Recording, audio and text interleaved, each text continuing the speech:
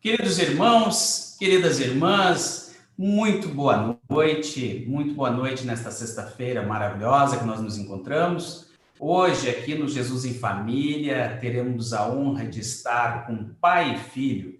Hoje teremos conosco André Souza e o seu filho Fábio Souza, também nossos irmãos. Esta família espetacular que nós teremos a honra hoje de ouvir um assunto esplendoroso. Mas antes de mais nada, eu vou convidar então todos os nossos irmãos. Aliás, primeiro, André, dê sua boa noite. Boa noite, Paulo. Boa noite aos nossos irmãos queridos que nos dão a honra de estarem conosco nessa noite. Fábio, por favor, seu boa noite. Boa noite, Paulo. Boa noite a todos os irmãos. É um prazer e uma honra estarmos juntos na noite de hoje. Ok. Então, antes de mais nada, como já é do nosso costume, hoje vamos fazer então a nossa prece de abertura. Vou convidar então o André para que o André proceda com a prece desta noite. Senhor Jesus, mestre de todos nós, luz de nossas almas, elevamos nesse instante o nosso pensamento à tua bondade infinita, pedindo que nos recolhas em seu regaço, que nos aqueça com teu amor, para que nessa noite juntos possamos, com a companhia dos espíritos amigos, conversar a respeito dessa figura ímpar da espiritualidade, desse luzeiro que veio até nós, emissário do Cristo, que nós possamos, Senhor, juntos, compartilharmos dessas luzes e sairmos daqui tocados pela tua luz através desse teu mensageiro que esteve entre nós. Que a paz de nosso Senhor Jesus, o amor infinito de nosso Pai, permaneçam em nossos corações, hoje e sempre. Que assim seja. Que assim seja. Então, André, hoje nosso assunto nós vamos falar sobre Eurípides. Então, quem foi Eurípides? Passo a palavra para você e você conduz então essa exposição junto com o Fábio, fazendo esse bate-bola aí, ok? Certo. Bom, falarmos de Eurípides Barçanufo, nós estamos falando de um apóstolo de Jesus. É tocarmos as estrelas com o nosso acanhado pensamento e as nossas vibrações ainda claudicantes no amor, mas que certamente serve como exemplo, como uma estrela cadente, uma estrela que passou por nós, deixando essa luz, e que às vezes nós, espíritas mesmos, não conhecemos a profundidade do seu ensinamento e a importância de Eurípides Barçanufo como um desbravador, como um antecessor daquele que viria depois, Francisco Cândido Xavier, trazer então para nós a doutrina espírita completamente límpida, explicada em suas nuances mais profundas. E esse espírito, Eurípides Barçanufo, a quem o Chico se referiu dessa forma, escrever sobre a vida de Eurípides seria quase o mesmo que fazer a biografia de Jesus. Essa afirmação está em Eurípides, O Homem e a Missão. Escrever sobre a vida de Eurípides seria quase o mesmo que fazer a biografia de Jesus. Vejam a grandeza desse espírito, que depois o Fábio vai dar alguns tópicos das encarnações passadas para a gente ver de quem que nós estamos falando. Mas eu vou pedir aos irmãos que me acompanhem agora, numa viagem de regresso no tempo. Vamos voltar ao final do século XIX, ano de 1880. Nascia em Sacramento, Minas Gerais, no Triângulo Mineiro, naquela época chamada de Sertão da Farinha Podre, pois existia também uma uma região em Portugal com esse mesmo nome. Não me perguntem por que era farinha podre, mas esse era o nome, né? Sertão da Farinha Podre. Assim se chamava o Triângulo Mineiro. Lá nasceu, em 1880, Eurípides Barçanufo, terceiro filho de 15 do senhor Mojico e da dona Meca, como eram conhecidos os pais de Eurípides Barçanufo. Tá? E ele foi criado, então, naquela simplicidade do interior, com aquelas dificuldades normais das cidades pequenas, da nossa Minas Gerais, como de outros países, de outros estados, mas essa Minas tão profícua em nos trazer nomes importantes dentro da nossa doutrina espírita, esse estado que nós tanto amamos e que nos presenteou também com a presença de Eurípides Barçanufo, que bem no final do século, então, vem à Terra, e um espírito prodigioso se apresentou. Né? Uma luz que veio se desenvolvendo aos poucos dentro de um planejamento da espiritualidade para que se processassem todas as atividades precursoras para que depois Chico Xavier viesse até nós já com um exemplo dentro do Espiritismo de um cristão verdadeiro, um exemplo de um seguidor, de um apóstolo de Jesus, que abriu os portões para mais tarde a luz vir diretamente dos céus. Então, Eurípides nasceu assim nesse local, Sacramento, então, essa cidade, berço de Eurípides Barçanufo, né, que nós já conhecemos de nome, porque nós já lemos, porque nós já ouvimos falar, né? Fica a 2 horas de Uberaba. E ele, então, foi criado dentro dessas dificuldades, mas tem uma peculiaridade muito interessante. Ele teve uma ascensão intelectual na sua vida muito rápida. Eurípides Barçanufo era conhecido, né, no Colégio Miranda, onde ele começou, onde ele iniciou seus estudos, e aos 11 anos de idade, vejam, meus irmãos, as peculiaridades desse espírito. Aos 11 anos de idade, Eurípides Barçanufo aprendeu tudo que tinha para aprender no colégio. Os professores foram lá e disseram para os pais deles: nós não temos mais informação para dar a Eurípides Barçanufo. Né? E eles, inclusive, depois deram a sugestão de Eurípides se tornar mais tarde, em função da ciência, em função de todo o conhecimento que tinha, se matricular na escola de medicina. Mas tinha uma dificuldade na vida de Eurípides, uma delas. Né? Na realidade, existiam 3, mas uma delas, a dona Meca. A dona Meca, mãe amada desse espírito, que era muito ligado a ela sofria de desmaios constantes. Então, quando ela entrava, ela não podia assistir à missa, porque eles eram extremamente católicos. Né? E ela não podia assistir à missa porque ela tinha visões na igreja, né? E desmaiava, e tinha aqueles acessos. Então, era uma preocupação constante de Eurípides a situação da mãezinha, né? Que a sua saúde, para ele, que não tinha nenhuma noção de espiritualidade nesse sentido, de comunicação ou de influência dos espíritos sobre nós, encarnados, ele achava que a mãe era doente e ele começou a estudar homeopatia, medicina, naquilo que ele podia, e com seu intelecto extremamente desenvolvido, ele começou a achar caminhos, né?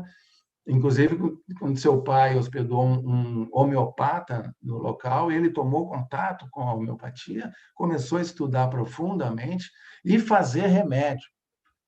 E preparar os remédios homeopáticos, e começou a trabalhar com as pessoas em volta, com a pobreza que era muito grande, né? Que não tinha assistência nenhuma, não tinha possibilidade nenhuma, tinha só um médico naquela localidade. Então, ele começou a fazer esse tipo de atendimento aos nossos irmãos e foi se desenvolvendo nesse sentido, sempre procurando ajudar todo mundo naquilo que podia. Né? É um espírito espetacular. Vejam, meus irmãos, que aos 22 anos ele já era vereador da cidade de Sacramento. Ele já era diretor da Irmandade São Vicente de Paulo. Ele já era a Gazeta de Sacramento, ele já tinha sido fundador e escrevia coluna no jornal. Ele era uma referência intelectual e muito lembrado e conhecido pela caridade, pelo bem que ele fazia e espalhava a todo mundo, né? Então, esse é o espírito de quem nós vamos falar hoje. E nós teríamos que falar durante muito tempo sobre ele. Nós temos um certo tempo, mas pouco, então a gente tem que se dividir, né? Mas é interessante lembrar que, antes de passar para o Fábio, que o Eurípides Barçanufo se matriculou na Escola de Medicina no Rio de Janeiro e chegou a viajar para lá. Então, na segunda viagem, quando ele ia se mudar definitivamente para começar a faculdade, que era o grande sonho dele, para poder ajudar a Dona Meca, a curar a Dona Meca, quando ela estava arrumando as malas dele para a viagem, ela teve uma crise. E com essa crise, ele percebeu que ele não poderia deixar a mãe e desistiu da faculdade, porque não era esse o destino desse espírito, era bem mais importante para a humanidade, como nós vamos ver. Fábio segue e mostra um pouco para o povo, para o nosso pessoal querido, quem foi Eurípides antes de ser Eurípides. Então, meus irmãos, por tudo que já foi falado e ainda o que nós vamos colocar na noite de hoje, é muito difícil colocarmos a vida de Eurípides no contexto de apenas uma existência, né? Realmente, as encarnações conhecidas desse espírito, por si só, dariam um seminário elas próprias. Mas a gente vai tentar passar meio rápido, no tempo que nos for possível, algumas peculiaridades para conhecermos a identidade um pouco mais profundamente desse espírito e essa afinidade, esse vínculo que ele constrói com o Cristo desde os tempos milenares. E nós vamos iniciar a nossa conversa falando especificamente sobre o livro A Grande Espera, de Corina Novellino, livro esse em que é narrada a existência de Eurípides em Roma. E Corina Novellino, ela tinha uma relação muito, muito identificada com Chico. E ela trocava cartas, pedia conselhos em relação, especialmente, à educação mediúnica, né? Então, ela inicia esse trabalho então, no decorrer, ela não identifica quem é o espírito, apesar de ter mediunidade, ela não identifica, e Emmanuel revela ao Chico que esse espírito que está sendo biografado na obra é Eurípides Barçanufo. O nome dele é Marcos, ele é um romano. Não vamos adentrar mais profundamente na história, mas alguns fatos mais importantes em relação principalmente à sua infância, na qual nós temos ali, já no início do livro, um caso em que o seu pai era um romano, um tribuno, e fazia muitas viagens e tinha escravos e servos, enfim. E Eurípides, Marcos, no caso, nessa passagem, ele adoece, porque ele, num passeio pela cidade, ele se depara com aqueles escravos sofrendo muito. E esses escravos foram conquistados numa das batalhas da época, né? E então Marcos adoece e ele faz um pedido ao seu pai, muito jovem, em torno de 5 anos, ele já faz um pedido ao seu pai que liberte esses escravos. E seu pai, muito consternado, né? Ele era uma pessoa pública, enfim, ele respeitava uma hierarquia de Roma naquela época. Ele fica muito constrangido com o pedido do filho, mas na medida que o filho foi piorando a doença, ele acaba por libertar, por não achar outra saída para a recuperação física do filho. E imediatamente que ele se recupera, que ele liberta os escravos, Marcos já se recupera. A situação fica quase que insustentável para o pai de Marcos na situação em Roma. Então ele decide por levar Marcos a um casal que acolhe ele, é um casal de conhecidos dele que morava em Roma e se muda para a região de Jerusalém. Então, lá Marcos é introduzido a uma filosofia totalmente diferente de vida. Ele conhece Lisandro, que é um senhor, um curandeiro, podemos dizer assim, um aconselhador da comunidade, é um ancião sábio que faz parte da comunidade dos essênios.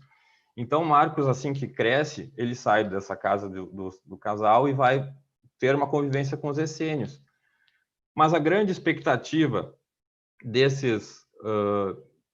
essa comunidade é a espera pelo adolescente. Eles ficam aguardando a vinda do Messias, do adolescente. E no caso, nós vimos a saber, enfim, o livro percorre a sua história, mas vimos a saber que o adolescente é o próprio Cristo, né? Então, nós vemos que há mais de 2000 anos, esse vínculo já vem sendo construído. Marcos cresce, ele se instrui, já tem uma capacidade intelectual, moral, muito acima dos demais que moravam, que estadiam junto com ele naquele local, entre os essênios, e logo ele toma uma liderança natural. Então, ele começa a coordenar, juntamente com Lisandro, ele passa a ser uma espécie de liderança naquela comunidade.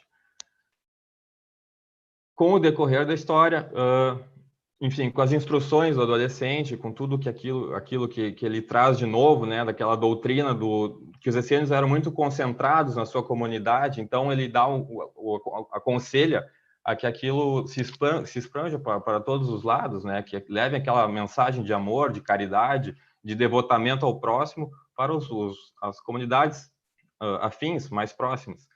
E nós temos ali, com essa saída do campo dos essênios, nós temos a notícia, enfim, que Marcos acaba por ser um dos primeiros mártires do cristianismo. Ele é morto, queimado, por não aceitar aquela ordem judaico que era imprimida a todos naquela época, né? Então ele contestava porque ele tinha essa doutrina já de amor dentro dele.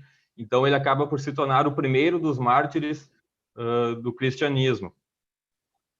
Posteriormente, nós temos uma história talvez mais conhecida dos irmãos.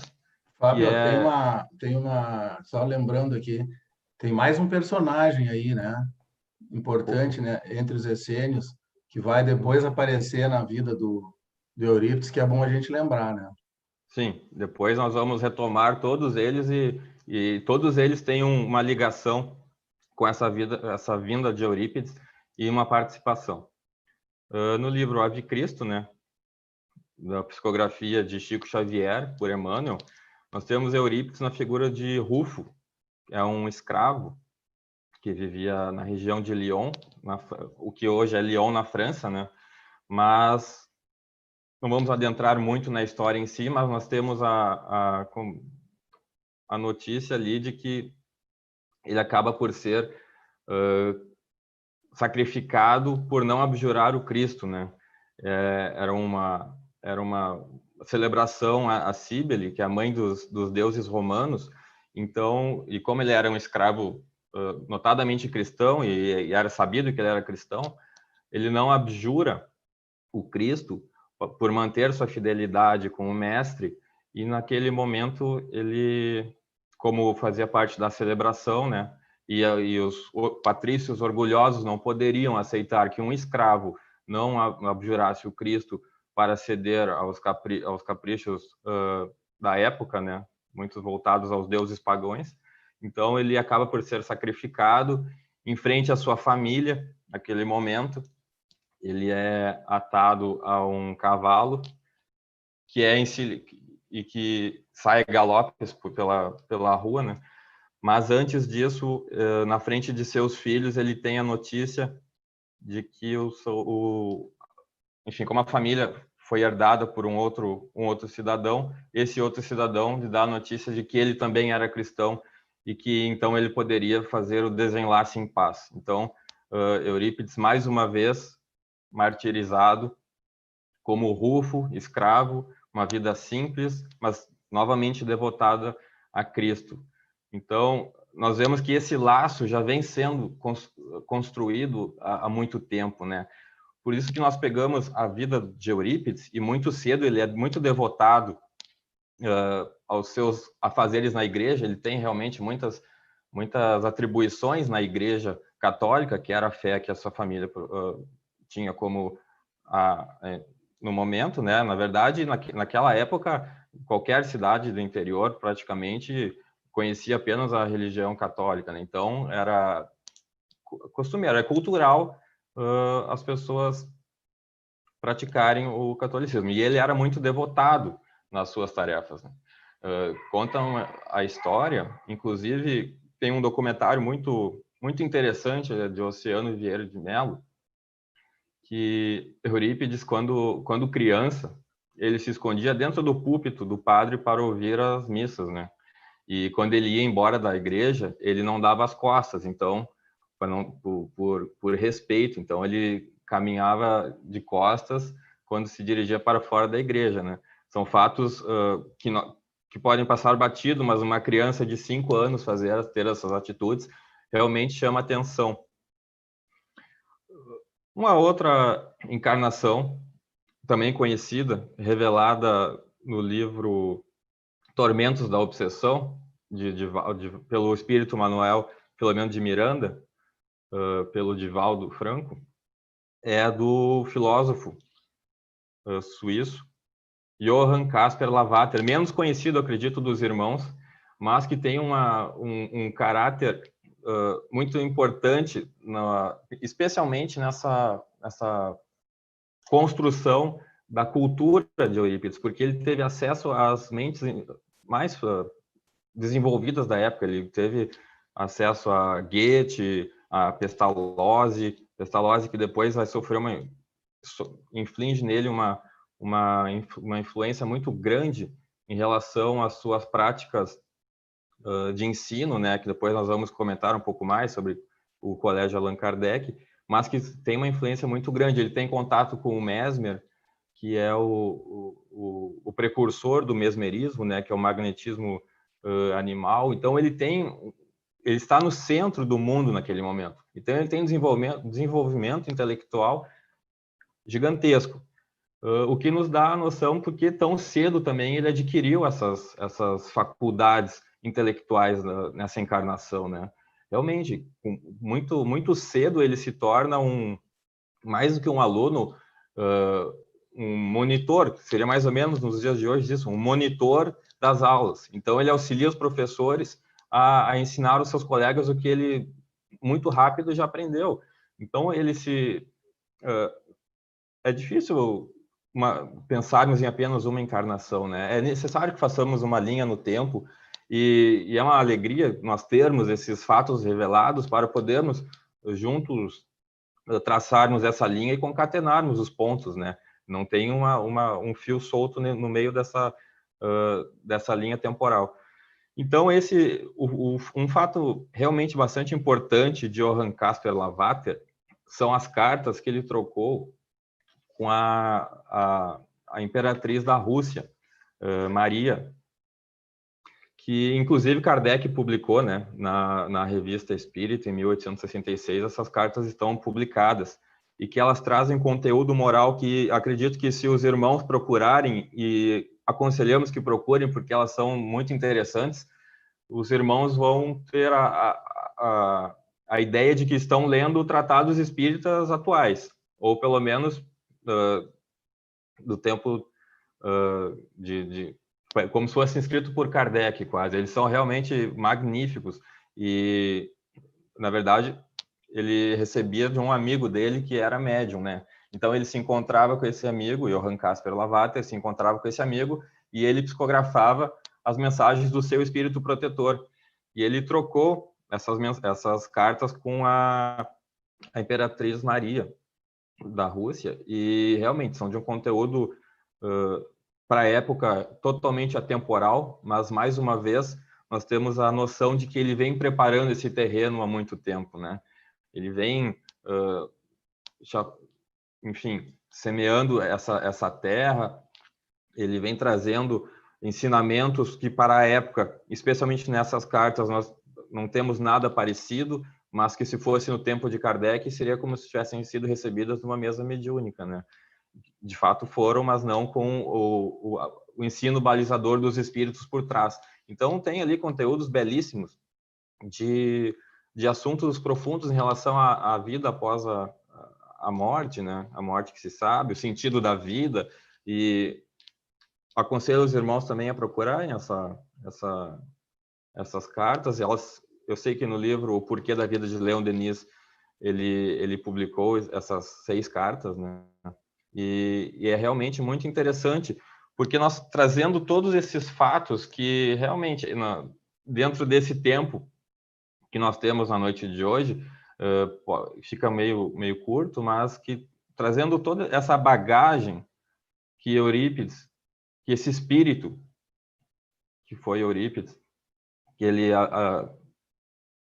amealhou no decorrer do tempo, fica mais fácil de nós entendermos como tão rapidamente ele se desenvolveu dessa forma, né? Porque se nós compararmos com pessoas vulgarmente comuns como nós, é quase inconcebível. Nós vemos uma maturação de um jovem que se torna vereador com 22 anos, ele é vice-presidente da Congregação São Vicente de Paulo, ele é diretor do Colégio Liceu Sacramentano e também é professor de todas as matérias.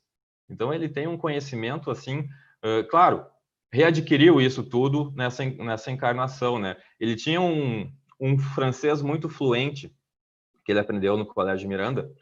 Então, o seu pai, o seu Mujico, importava os livros, trazia de São Paulo, os livros vinham de São Paulo, o que não tinha lá na época em Sacramento. Então, ele adquiriu muito conhecimento, relembrou muitas coisas, mas a facilidade que ele tinha intelectual era realmente acima da média naquela época. Hoje já seria, né? Mas naquela época, em Sacramento, uma cidade que não tinha nem luz elétrica, né?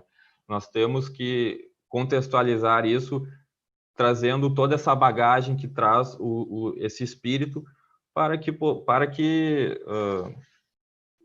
possamos entender um pouco mais, né, de como se desenvolve essa linha que não tem recortes, que é a evolução progressiva do espírito, né? Não sei se tu quiser comentar alguma coisa. Eu acho que é importante a gente salientar, né, essa questão do progresso, do desenvolvimento do espírito como uma coisa linear, né? O Eurípides traz em si, na sua vida, a gente vai vendo através dessa linha de algumas encarnações que a gente pôde ter conhecimento, né, que foram, digamos assim, validadas por Chico, a gente tem uma ideia do tamanho, pelo menos, daquilo que a gente possa imaginar, da envergadura espiritual desse ser que veio aqui diretamente das esferas crísticas, né? Senão o Chico não teria dito o que disse, porque para o Chico Xavier falar e botar alguém tão próximo a Jesus, é porque realmente esse espírito já chegou na Terra com a sua evolução feita, né? Ele veio com uma missão determinada. E a gente vai também contextualizar um pouco, porque tem alguns personagens nessa história de Eurípides Barçanufo que são importantes a gente salientar, né?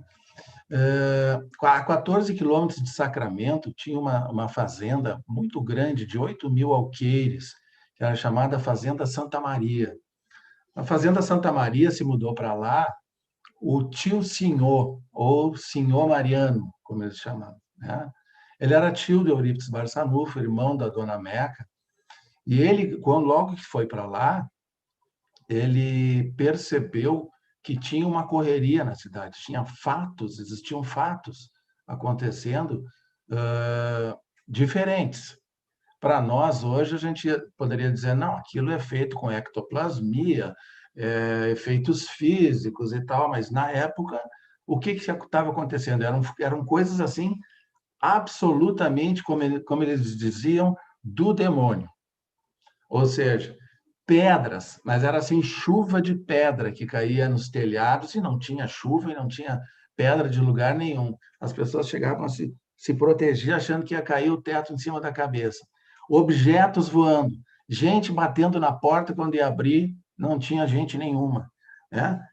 Armário fechado que se abria, né? Janela que se abria, mas estava com a tramela lá virada e trancada.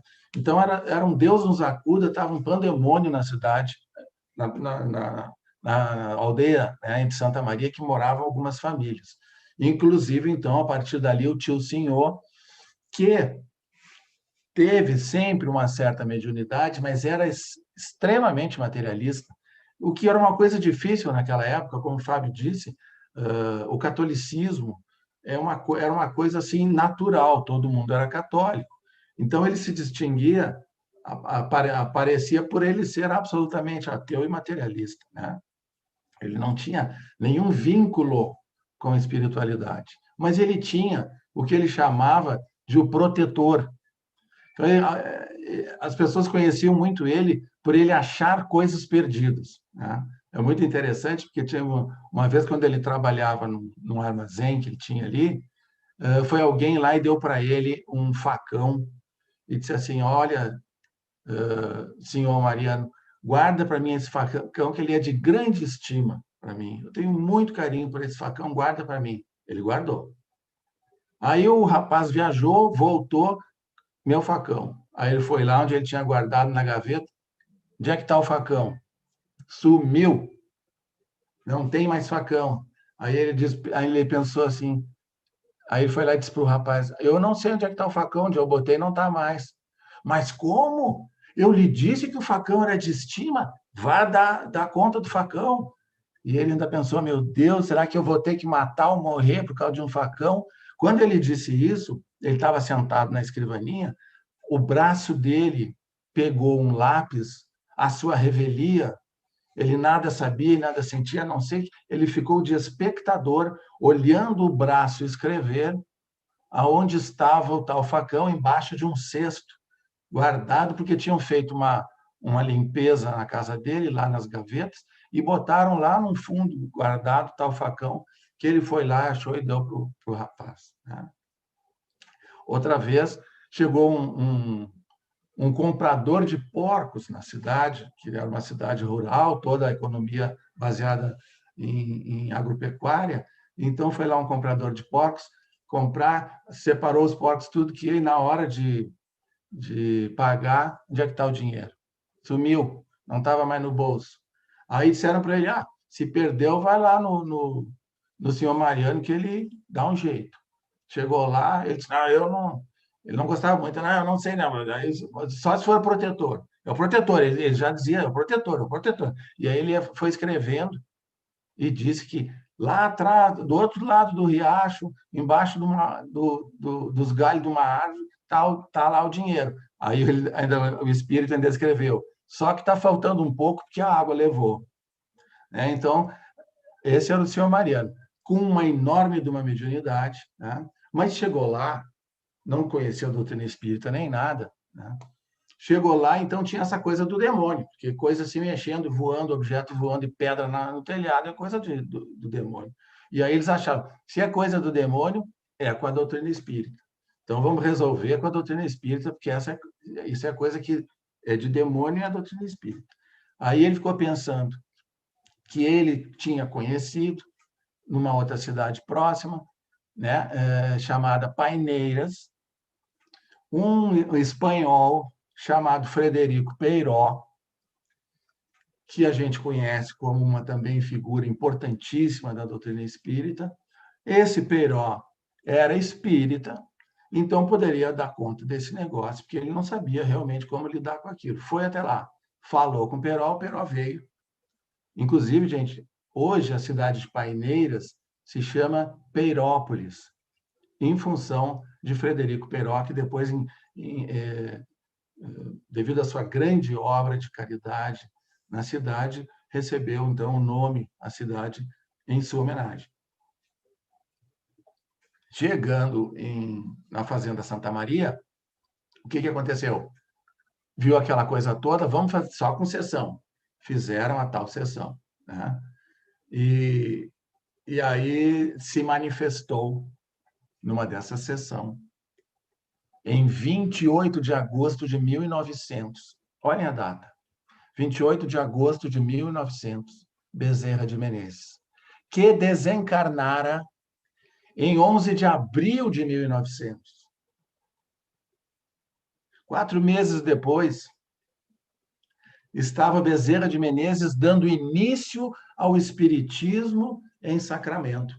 Lavrou-se uma ata naquela sessão que se reuniram os irmãos ali presentes e ficava, então, fundada a doutrina espírita na Fazenda Santa Maria, naquela região. A partir dali, então, Tio Senhor passa a trabalhar também com cura, né? Fica conhecido, e sempre que ele ia a Sacramento, na casa da irmã, Eurípides Barçanufo tinha uma afinidade tão grande com o Tio Senhor que pedia para sua mãe, a dona Meca, que colocasse a cama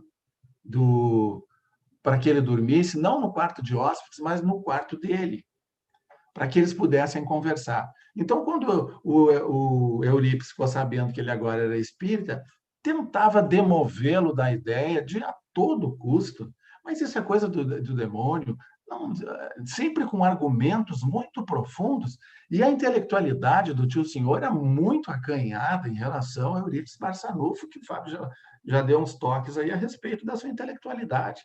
Ele era um intelectual em todos os sentidos, né?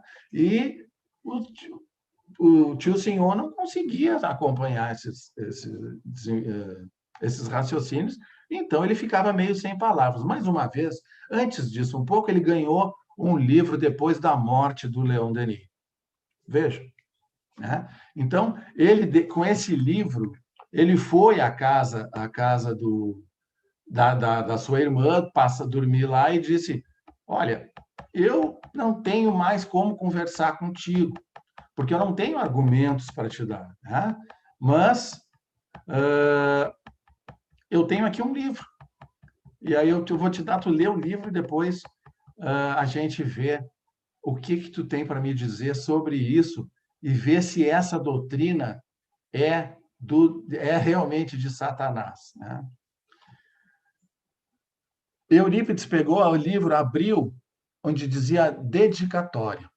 E lá ele leu a dedicatória que Leon Denis faz não a encarnados, mas aos nobres e grandes espíritos que me revelaram o mistério augusto do destino, a lei do progresso da imortalidade, cujos ensinos consolidaram em mim o sentimento de justiça, o amor da sabedoria, o culto do dever, cujas vozes dissiparam as minhas dúvidas, apaziguaram as minhas inquietações, às almas generosas que me sustentaram na luta, consolaram na prova e elevaram meu pensamento até às alturas luminosas em que se assenta a verdade, eu dedico estas páginas.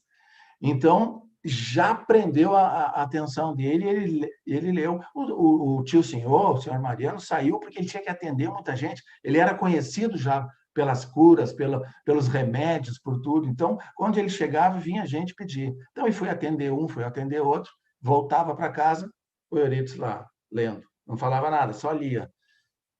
Né? Foi deitar mais tarde, dormiu, acordou no meio da noite, Eurípides lendo depois da morte. Acordou de manhã cedo, Eurípides realmente ficou maravilhado com a obra, que ali trazia tudo o que ele precisava entender. O senhor Mariano disse: não, fica com esse livro. Ele saiu e foi lá para um lugar especial para ele, onde ele ficava sozinho, e leu de novo. No outro dia, em menos de 24 horas, ele leu depois da morte 2 vezes, gente. Nós, às vezes, passamos uma encarnação inteira e não lemos nenhuma vez o livro que guindou esta alma, Eurípides Barçanufo, a doutrina espírita.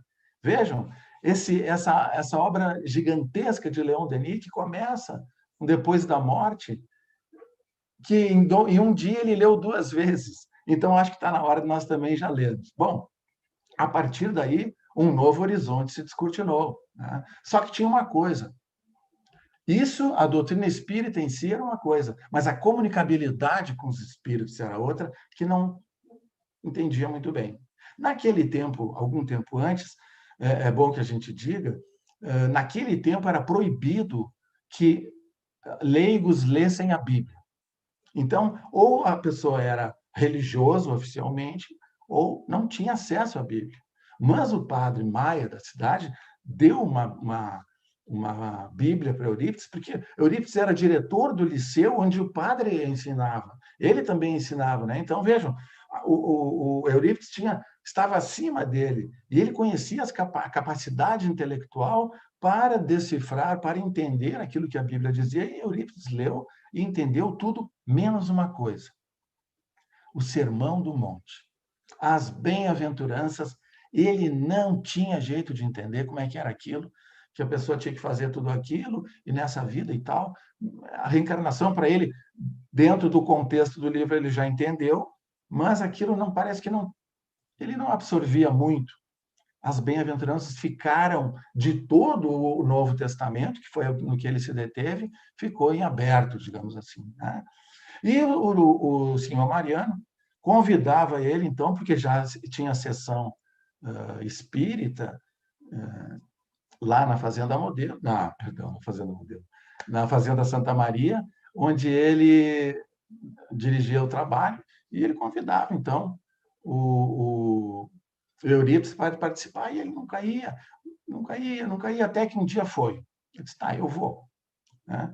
Então, vejam que a partir de agora, nós vamos pedir permissão para ler esse trecho da primeira sessão de Eurípides Barçanufo.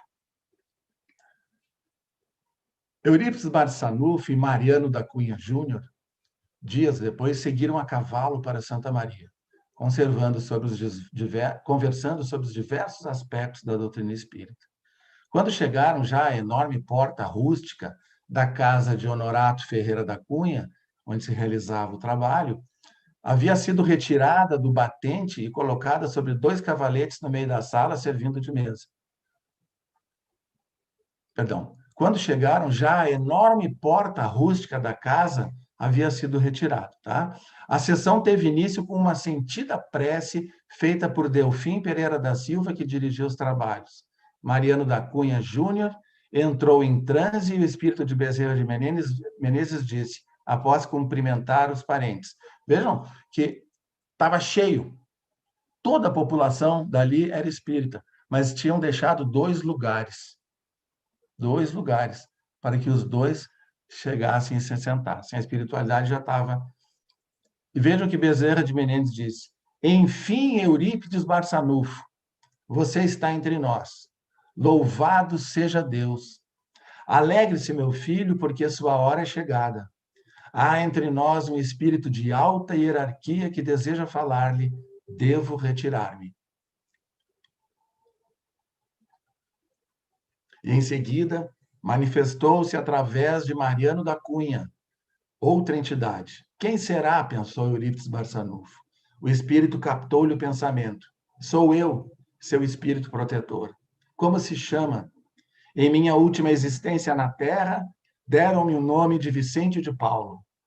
São Vicente de Paulo? Sim. Eu e você, Eurípides, somos amigos de outras vidas. Oh, sim, de muitas vidas. Você já foi em França eclesiástico, médico e professor, e tem agora uma missão importante a realizar no Brasil. Lendo o livro de Leon Denis, recordou ensinamentos. Sabe agora que a verdade pregada por Jesus não se encontra na doutrina católica. Pois bem, meu filho, apesar da Irmandade de São Vicente, São Vicente de Paulo ter o meu nome, afaste-se dela. É o meu primeiro conselho. Não esconda sua nova posição religiosa. Pelo contrário, propague-a aos 4 ventos. É meu segundo conselho. Nada tema, porque eu o assisto desde seu nascimento. Que missão cumprirei? Perguntou Eurípides Barçanufo, entre surpreso e comovido. Os espíritos do Senhor realizarão com você diversos trabalhos, A caridade, meu filho, é a nossa bandeira. O trabalho principal será o de curar, e Bezerra de Menezes o auxiliará nesse setor. Tudo está planificado em Jesus, e Jesus, em verdade, é quem nos dirige. Então, aquilo para ele foi, né? Mas vocês se lembram da dúvida que ele tinha em relação ao Sermão do Monte? Ele não falou para ninguém, mas ele guardava aquilo.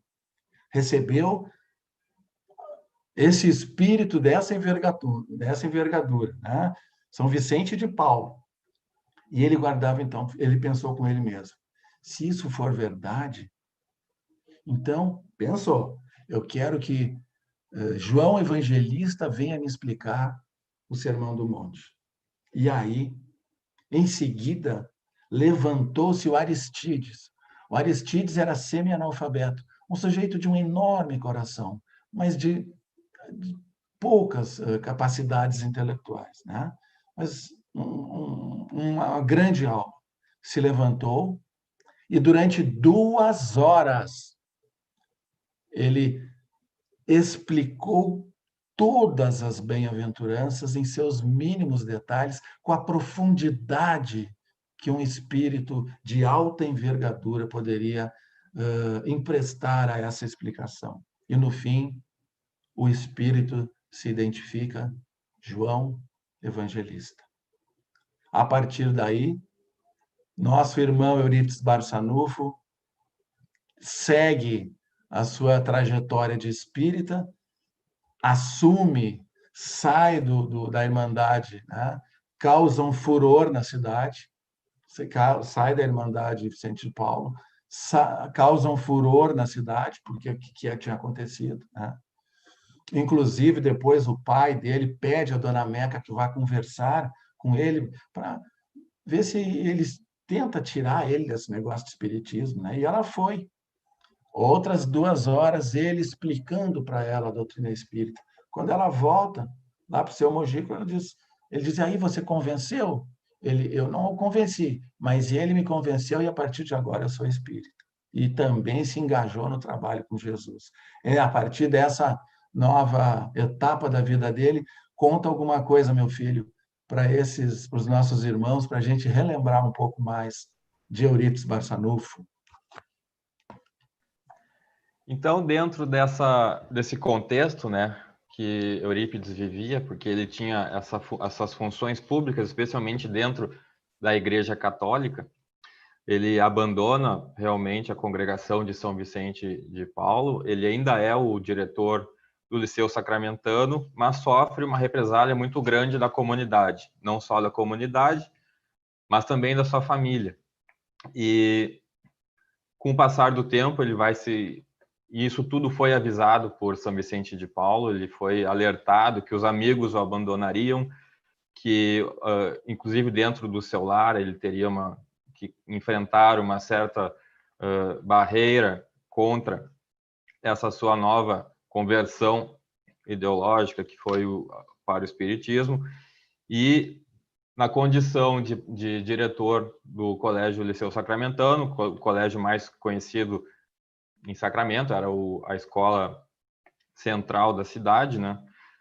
O colégio começa a perder os alunos, porque o clero também fez uma represália muito grande a Eurípides, e então, como exercia uma influência muito grande na comunidade, ele foi aos poucos perdendo os alunos, perdendo os apoiadores, então, e chegou num momento em que, mesmo sendo reconhecido, porque ele já exercia papéis muito importantes na comunidade em relação à caridade, ao auxílio aos necessitados, mesmo antes da sua conversão ao espiritismo, ele acaba por se ver num beco sem saída. Ele realmente não tinha o que fazer, ele não tinha alunos, apesar de poucos pais dos alunos o procurarem, né, por ainda querer manter o ensinamento do professor, que era realmente diferenciado na época, ele se vê numa situação bem difícil.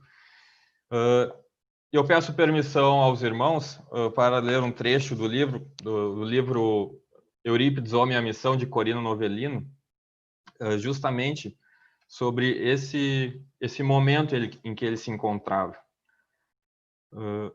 Um dia, porém, ele se entristecera profundamente. Achava-se abandonado, quase no vazio da sala de aulas. Pusera-se a chorar no silêncio de ardorosa prece. Sentiu insinuante vontade de escrever, enquanto todo ser que lhe banhava em magnetismo suave, muito suave, de fluidez radiosa desconhecida.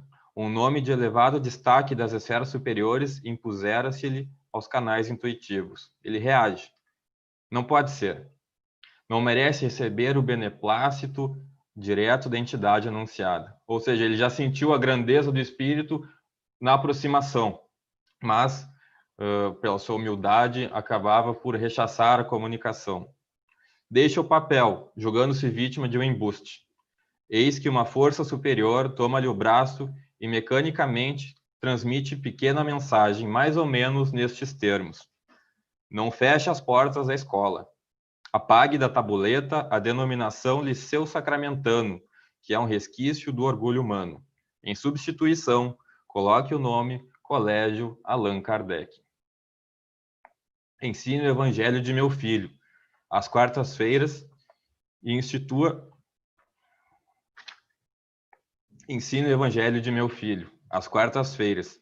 Institua um curso de astronomia. Acobertarei o colégio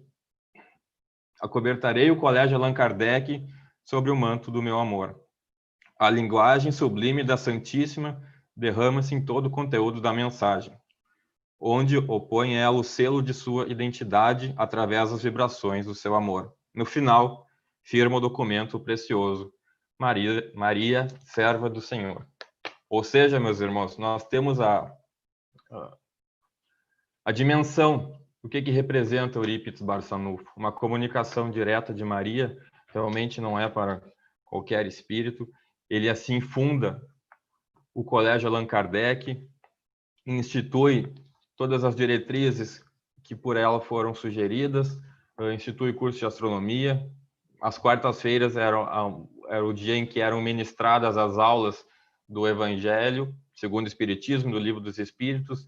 Imaginemos nós hoje um colégio que nos fornecesse esse tipo de educação, né? É até curioso de imaginarmos. Mas, se nós formos hoje a Sacramento, o prédio ainda se encontra lá, muito belo, reformado. Ainda é um desejo nosso podermos comparecer nesse estabelecimento. E é importante também nós lembrarmos que, como Eurípides trazia uma didática própria, talvez trazida daquele tempo de convivência com Pestalozzi, ele é realmente um ensino singular. As aulas não são, como se dizia antigamente, né, a palmatória.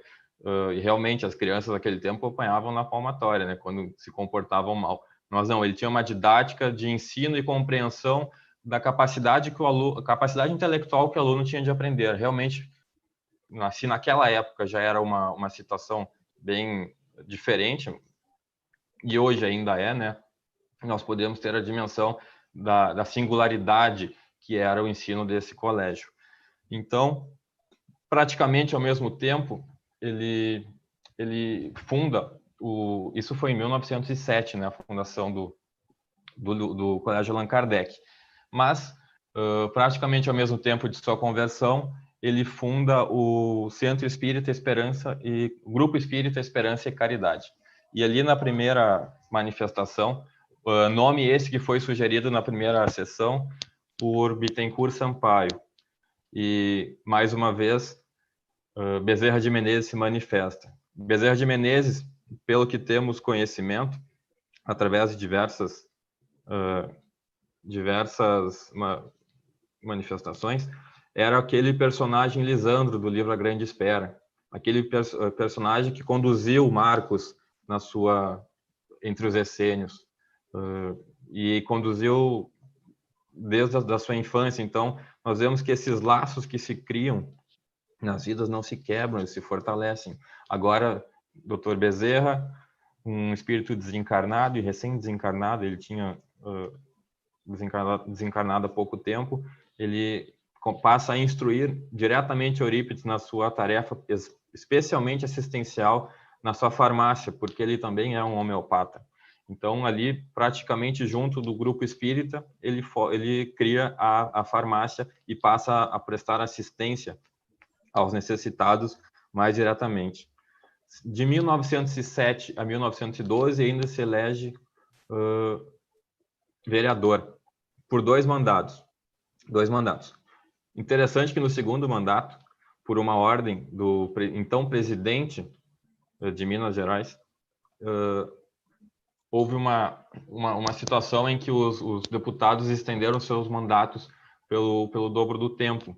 Mas Eurípides, muito moralista e muito correto, não sentiu a vontade em postergar esse seu mandato, pois que a população teria votado para ele ficar apenas 3 anos. Ele ficou 6 anos, era para ficar 9. Então, ao fim do segundo mandato, que foi adiado de ofício, ele se retira dos seus afazeres públicos, tendo contribuído imensamente para a comunidade naquela época.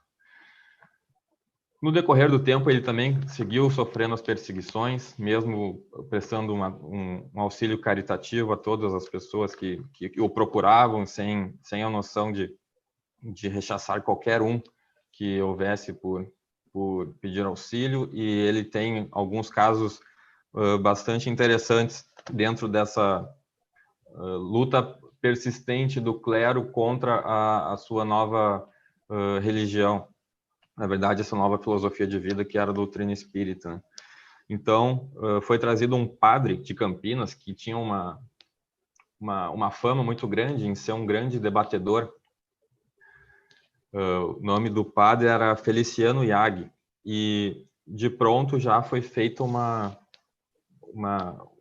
espécie de debate em praça pública com torno de 2.000 pessoas em Sacramento. Imaginemos hoje o que seria 2.000 pessoas em Sacramento. As pessoas vieram de Uberaba, das regiões próximas, para acompanhar o debate, que gerou muita comoção entre todos os cidadãos que se encontravam lá, tanto apoiando a igreja quanto o clero, né?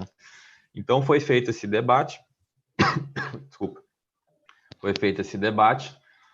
Eurípides se viu na obrigação não de buscar o confronto, mas de sustentar os princípios da doutrina espírita, né? Pois que foi essa grande bússola da vida, né? E a sua missão principal, levar o ensinamento do Cristo à luz da doutrina espírita aos outros.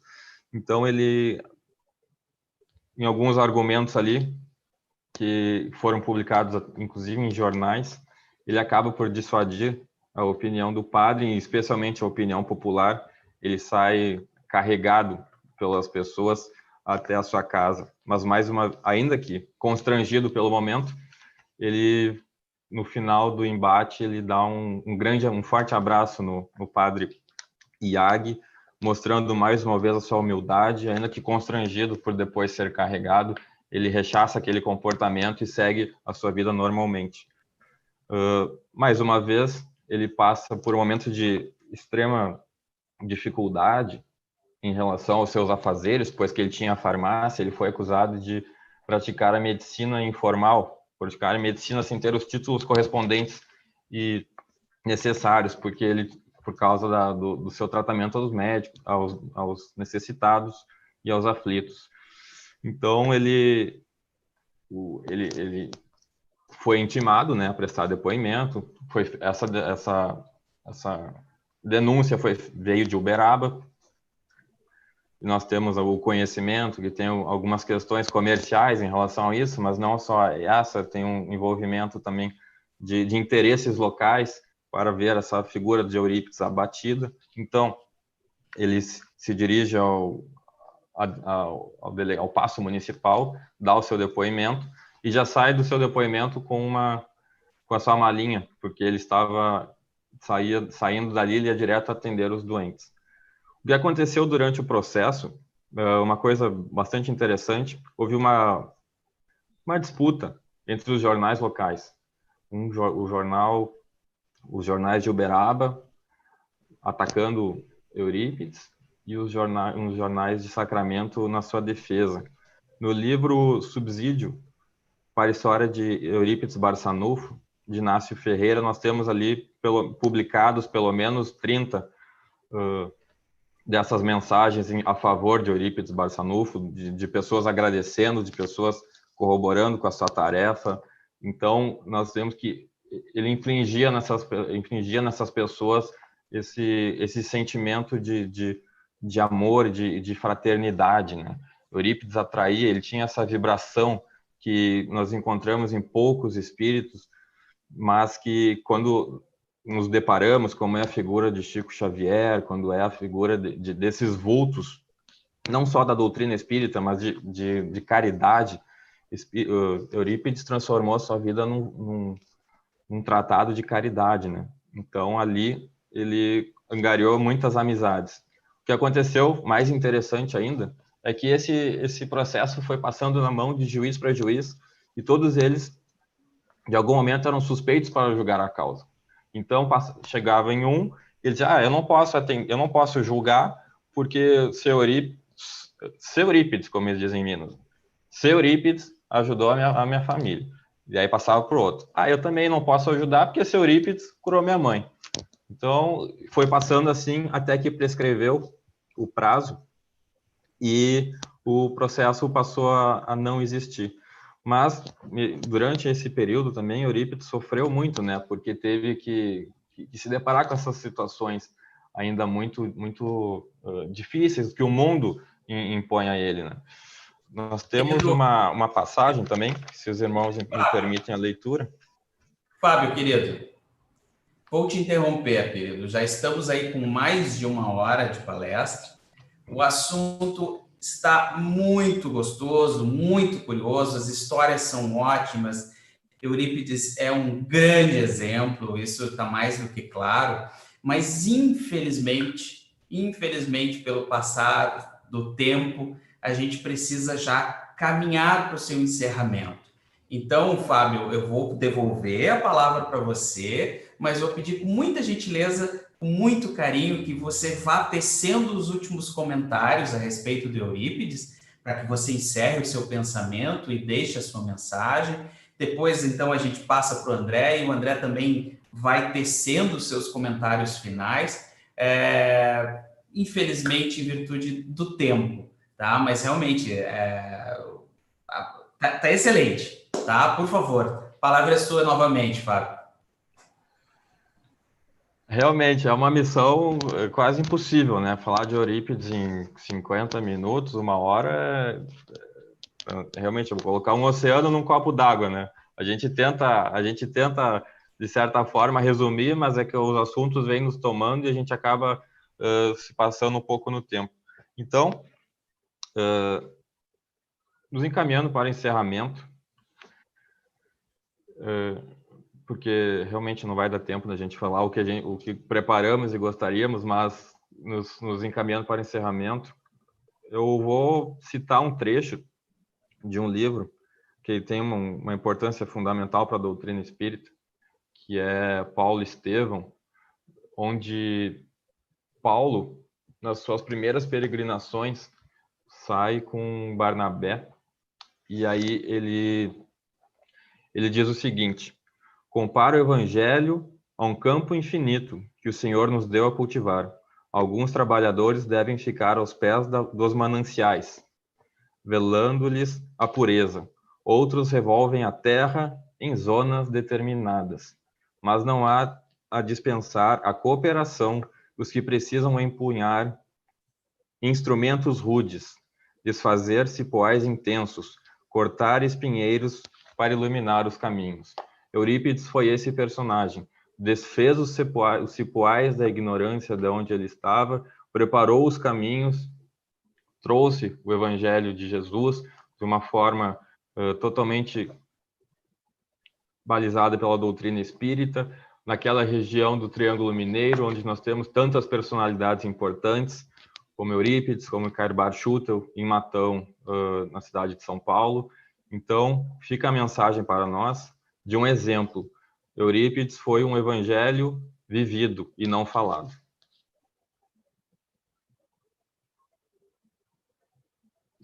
Muito bem, André. Aliás, muito bem, Fábio. A gente agradece as tuas palavras. Agora passo para o André. Eu acho que já foi o que podia ser falado hoje. O especialista em Eurípides é o Fábio, né? Eu estou aqui só para ajudar, ou para atrapalhar. Na verdade, Eurípides, a gente precisa fazer um seminário sobre ele, né? Porque a gente tem que entender as nuances, a gente entende com ele as nuances do Evangelho, através da prática diária, constante, do amor, que é o amor de Jesus por todos nós. É um daqueles espíritos mais próximos do Cristo que nós tivemos conhecimento através, para nós pelo menos, da literatura. Muito bem, muito bem. Já temos aqui nos nossos comentários algumas pessoas já pedindo a parte 2 do Eurípides. Então, quem sabe? Vamos conversar aí com o André, vamos conversar com o Fábio, e quem sabe a gente coloca aí uma parte 2 para que a gente possa continuar ouvindo essas belíssimas histórias e, enfim, seguindo esse exemplo que foi Eurípides. André e Fábio, sem palavras, foi uma hora maravilhosa que a gente pôde ouvir de vocês aí quem foi esta figura exemplar, né? Esse exemplo de espírito e de personalidade. A gente agradece novamente e eu passo agora para o nosso querido Fábio fazer a prece de encerramento desta noite, tá, Fábio? A palavra é sua para que você faça então a prece de encerramento do dia de hoje.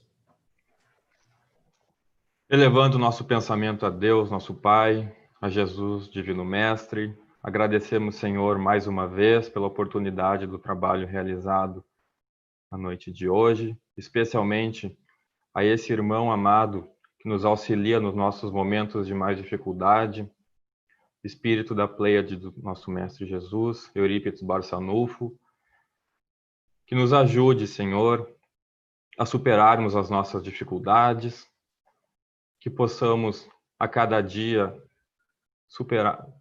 passarmos pelos desafios que a vida nos infringe e que possamos todos juntos, Mestre, aprendermos com as lições da vida, para que possamos seguirmos os exemplos desses missionários que Tu nos envia para nos auxiliar no caminho.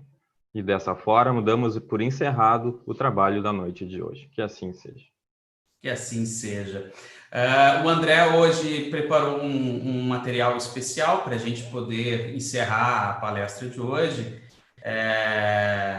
André, não sei se você quer explicar o que é esta música. Teu microfone está fechado, André?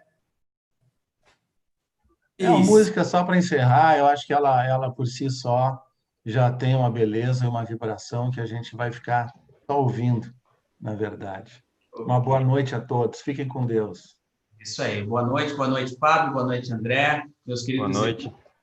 Um bom final de semana. Amanhã a gente tem a palestra doutrinária de sábado, então os aguardo novamente amanhã às 15 horas aqui, nos nossos canais. E boa noite e fiquem com esta música que o André disponibilizou para a gente. Ok? Boa noite.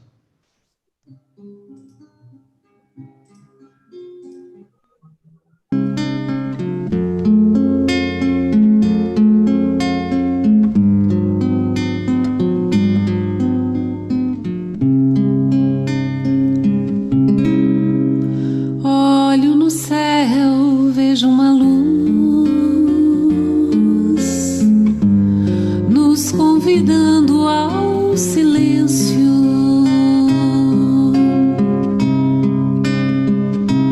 Derrama paz sobre os homens, fala de Deus, o Criador.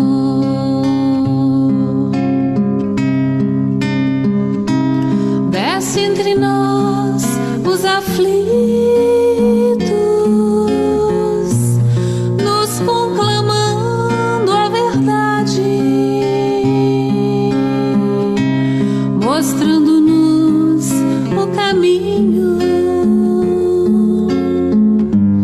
do amor e da liberdade.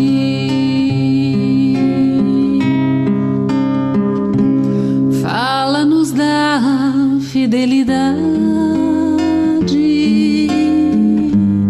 ao nosso Mestre e Senhor.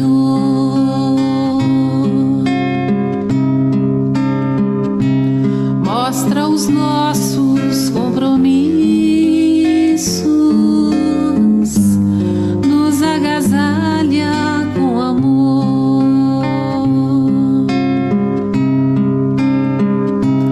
Apóstolo da caridade, Eurípides,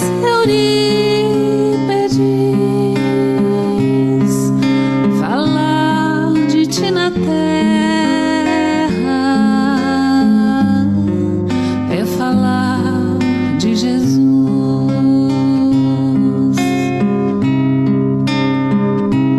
Apóstolo da caridade, Eurípides,